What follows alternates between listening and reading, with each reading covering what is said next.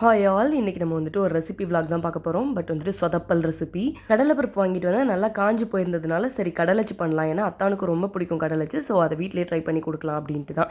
பாப்பா எனக்கு செம்மையாக ஹெல்ப் பண்ணி எல்லாத்தையுமே உடச்சி கொடுத்தேன். எல்லாமே உடச்சதுக்கப்புறம் கடலைப்பருப்பை வறுத்துடலாம் அப்படின்னு சொல்லிட்டு அவனில் ஒரு 5 மினிட்ஸ் வச்சேன். கரெக்டாக எல்லாமே வறுபட்டு இருந்திருக்கு. அது தெரியாமல் நான் இன்னும் ஒரு 5 மினிட்ஸ் வச்சுட்டேன். இந்த சைடில் இருந்த கடலைப்பருப்பெல்லாம் ரொம்ப வறுபட்டு கருகி போயிடுச்சு போல்.